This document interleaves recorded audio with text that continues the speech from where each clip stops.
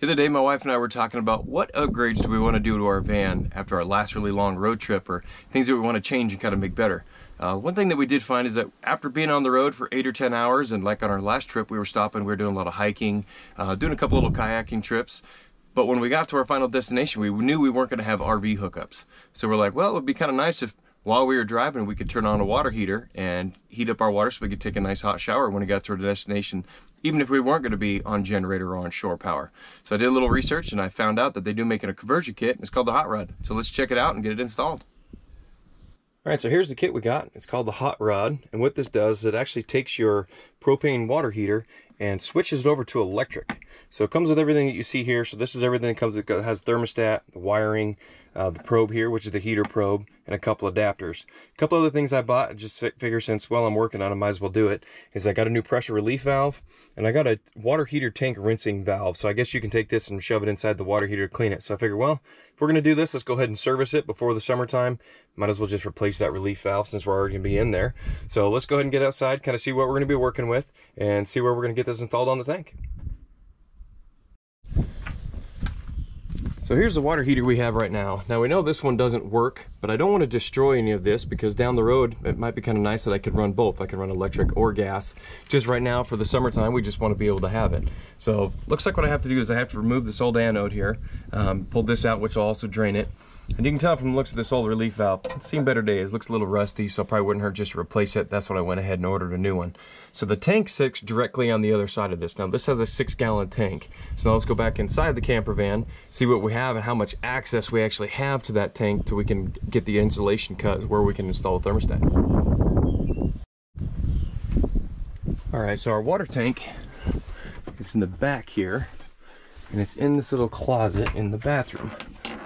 So the tank is actually down underneath here. The only access panel that I can see we have is just this little tiny one here, which gives me access to the valves, which is good enough for normal things, but if I actually have to install that thermostat down in here, it just doesn't give me a lot of space to work, plus it doesn't give me where to roll the wires. So I'm gonna have to remove this upper cover here, hopefully without damaging anything, so then I can have access to this whole tank. And eventually, depending on how it kind of looks in here, I might even add some extra insulation around this tank, since the biggest thing you're gonna lose is just loss of heat through the outside of the tank. So we'll take a look at that while we have it out there as well. But before we jump into that, let's go ahead and go service this thing from outside, and then we'll come inside and get this lid taken off. Always remember, anytime you're doing upgrades on your van, safety first. Make sure everything's unhooked. So our solar system is all unpowered. I actually took the power off to that, and we unplugged from our shore power here at the house. So just make sure everything's unplugged so you have no chance of causing a fire or shocking yourself while you're doing your upgrades. Now you never want to try and do this installation when this thing is hot. So ours doesn't work, so I'm not as concerned about it, but if your system is hot, you definitely want to make sure that it's been sitting for a while before you attempt to get in here. One thing you also want to do is go ahead and open up your safety relief valve here, your pressure relief, before you start tearing into the system as well. So we're going to take this off, pull this out, and give it a good cleaning here before we get this installed.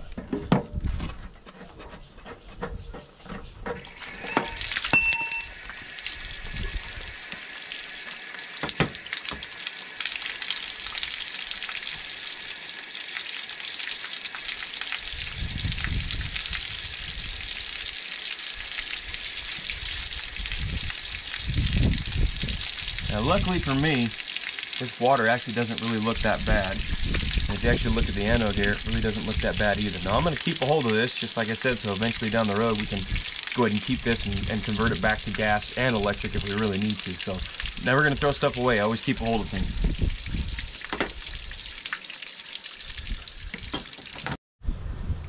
All right, now we've got this thing all rinsed out. I'm getting nice clean water coming out of it no matter where I spray it on the inside.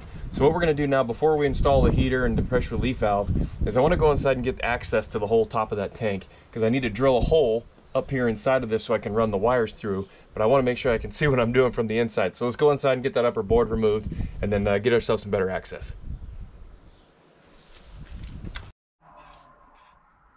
All right, so we just got everything out here, give ourselves a little bit better access.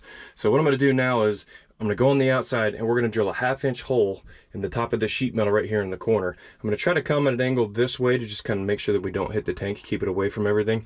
And that'll give me easy access to run this wire over here right to the thermostat, where I'm gonna cut and mount that right on the front.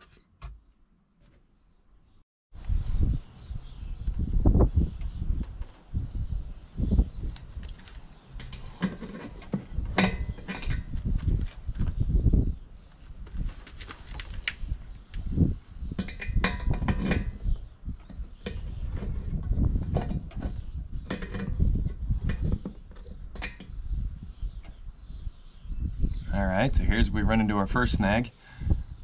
The heater here, the line coming off, is actually in the way, so I actually can't thread this. So I'm going to have to pull this heater off, at least this piece of pipe here for the burner, just so I can get access to thread this in. So let's go ahead and try to get that thing off of there.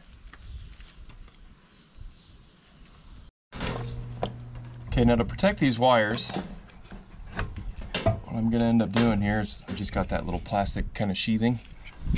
So what I'm going to do is I'm going to run this through this hole first off. I'll run some electrical tape on it, and that's going to protect anything from that sharp edge of that rubbing and actually damaging any of these wires.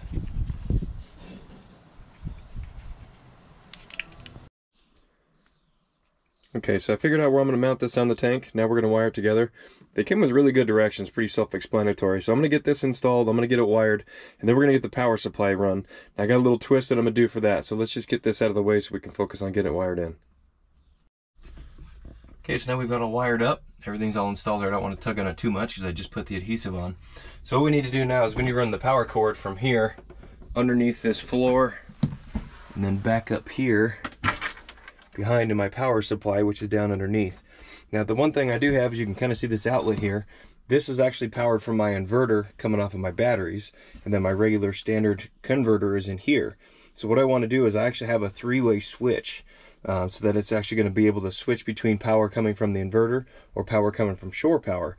So that way while we're driving, I can actually flip it over to my deep cycle batteries, which will be running on my Renogy DC to DC charger. So while we're driving, hour and a half before we get to our destination, we can turn that heater on and actually have hot water. So right as soon as we park, if somebody needs to take a hot shower, we're already going to have it.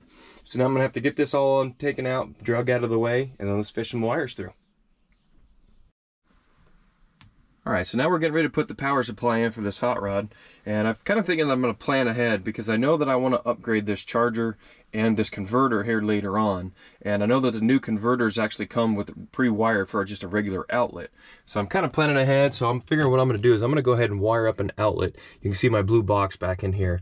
Now I'm going to tap into one of the wires that already runs for the regular outlets and just add an extra outlet in here. So not only can I plug in the power supply from my heater, but then I'm also going to have an extra outlet for when I do this upgrade down the road. It'll be real easy just to unscrew this, pull it out, do my upgrade, plug it in, and push it all back together. So just kind of planning ahead. So let's kind of work in here, kind of cramp space in there. Let's see if we can get this wires all put in there. Alright, just got done putting the outlet in there. Pretty cramped little workspace in there. It took me a little longer just because I couldn't hardly get through anything there.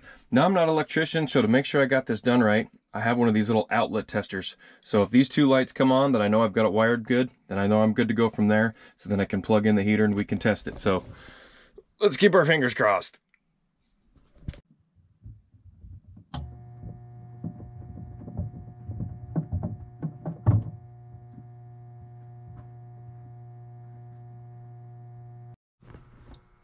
All right, just kind of putting things back together here to hopefully finish things up here. So what I ended up doing is I actually added a switch right here for the outlet. So the power supply coming off this goes through the switch and then to the outlet. So this way we can turn that water heater on or off as we like.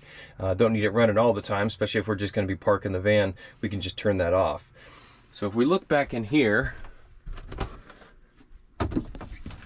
so all I have left to do is just reinstall the floors, the bases of the cabinets here. I ended up putting a new border on the back to kind of just make sure everything sits there nice and level. So I just started this outlet here, so we're going to give this about 2 hours. We're going to come see how much hot water we got. All right, so it's been right at 2 hours. So I'm just going to come out here and kind of check everything, make sure we don't have any leaks. Everything's all sealed up. Looking good. Let's head in and see if we got some hot water. All right, so you can see we got 67 degrees on my little thermometer here. Turn on the hot water, see what we get.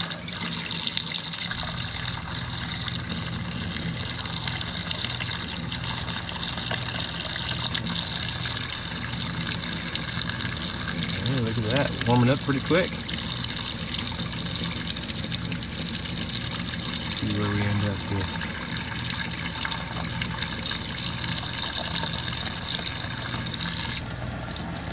Oh, that's toasty. Nice. Definitely be good enough for a hot shower. 112, 113. Nice. Happy with that. We got hot water. All right, so there we are with another Campervan upgrade all complete. I got quite a mess I got to clean up inside here, but I hope you found the video helpful. If you did, give it a thumbs up. If you have any questions, throw them in the comment section. I'll do what I can to help you out, answer the questions that you might have. If you enjoyed this video, you want to join us along for our next expedition, hopefully we'll be camping here in a couple of weeks, hit that subscribe button. Thanks for watching. I hope to see you around.